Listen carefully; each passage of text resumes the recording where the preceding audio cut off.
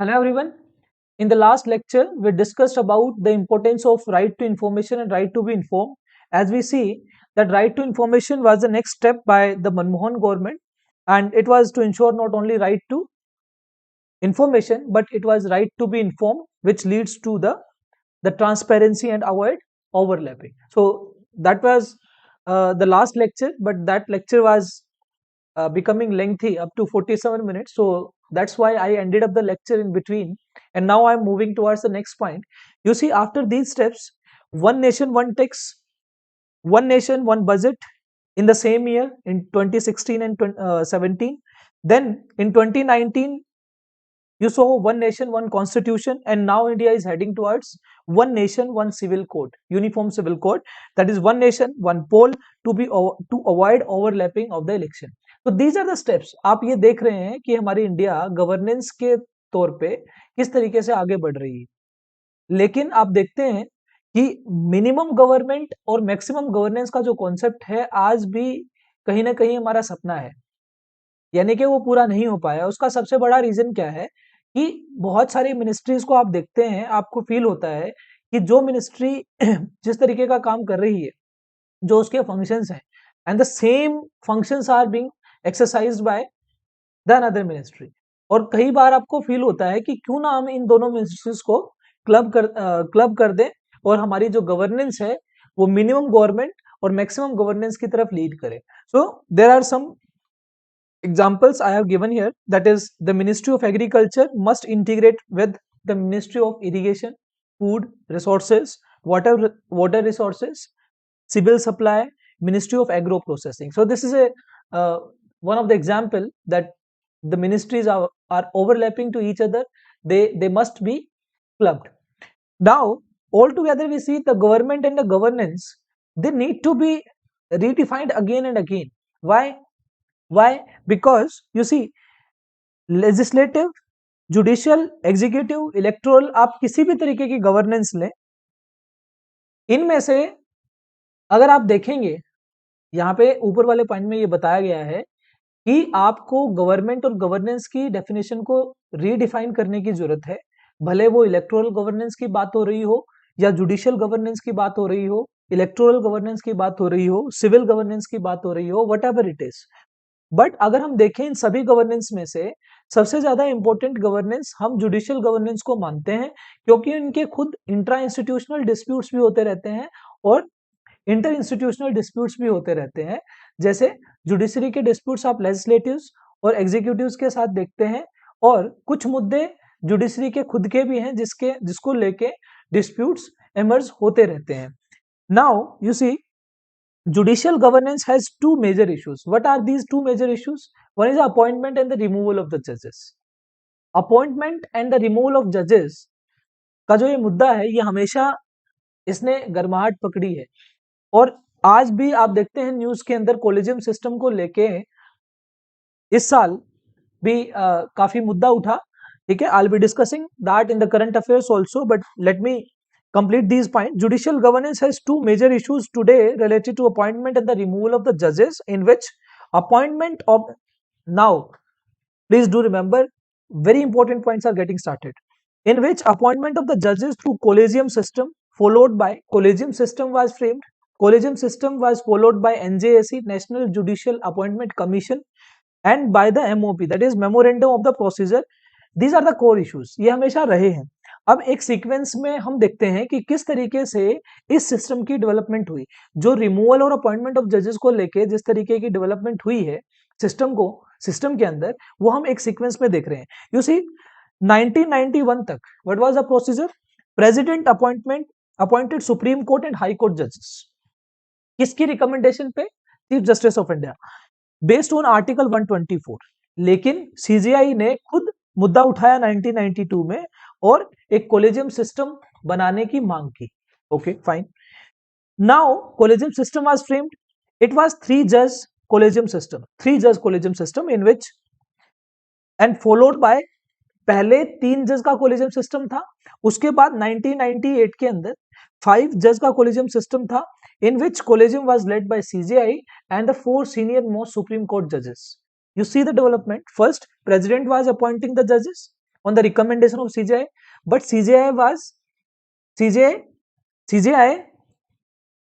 raised the voice in 1992 for making the collegium system. Fine. Now, after that, in the very first, the 3 collegium system was framed. In 1998, it was upgraded to 5 judges system, in which CJI was heading the collegium system with the help of the 4 senior most Supreme Court judges. Okay, fine. Now see, recommendations of collegium, जो collegium की recommendations थी, gradually became binding to the government. Okay. This led to the appointment of such judges whose credential has been doubtful, which ultimately affected credibility of the judiciary. अब आप देख रहे हैं ये system कब अपनाया गया?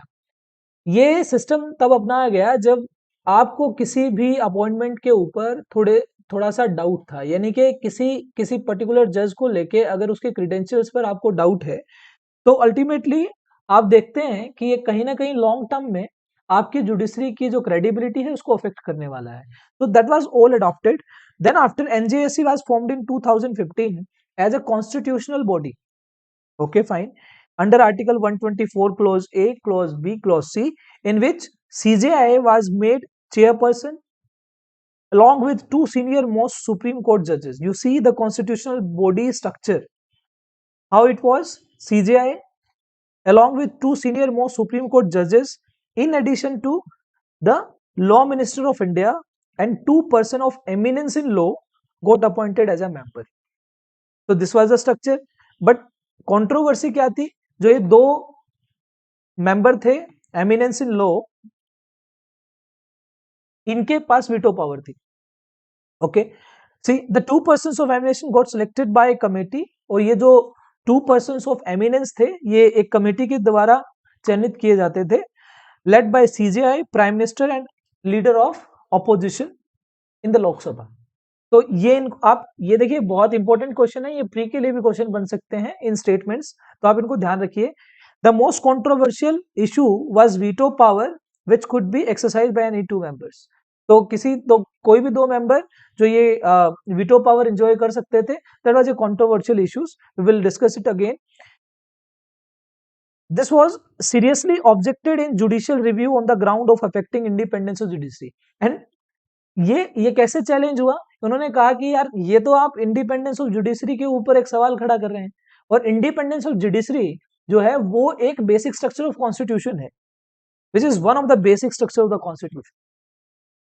Okay, now after dismissal of NJSC by Supreme Court, जब सुप्रीम कोर्ट ने NJSC को डिसमिस किया, a new system was introduce called MOP, memorandum of the procedure, in which president has to appoint Supreme Court and High Court judges after reconsideration of the collegium system without the time frame. So that was the point. Then lack of the, I think you are getting my point. और मैं कई बार सोचता हूँ कि कुछ lines जो है मैं वो डायरेक्टली यहाँ से पढ़ देता हूँ. ये वो लाइंस होती हैं जिसको मैं ये नहीं समझता हूँ कि आपको ज्यादा एलोबरेट करने की जरूरत है. This is how the development was happening there. Okay. So lack of the time frame has been politically misused, by which now आपके पास टाइम की कोई बाउंडेशन ही नहीं है, तो आप तो उसका गलत इस्तेमाल करेंगे ही. आप इस चीज को अपनी नॉर्मल लाइफ से, अब मान लीजिए मैं आपको कहूं कि आपको ये सब्जेक्ट करना है, लेकिन मैं आपको टाइम बाउंड मैनर के अंदर ये ना कहूं, तो ऑब्वियसली बात है कि आप उसको काफी हल्के में लेंगे. ये सिमिलर प्रोसीजर है. तो lack of time frame has been politically misused by which if the difference comes up between CJI and the Council of Ministers, then the name is kept pending. अगर मान लीजिए इस टाइम फ्रेम की जो lacking थी, जो बाउंडेशन नहीं थी, इसको लेके अगर CJI और काउंसिल ऑफ मिनिस्टर के अंदर किसी तरीके का डिस्प्यूट क्रिएट होता है, तो the name is kept pending with the president. तो प्रेसिडेंट के पास नाम पेंडिंग रहता है टिल नेक्स्ट CJI, जब तक नए CJI अपॉइंट नहीं होते. This has become major institutional rift which need to be addressed for smooth working of judicial governance.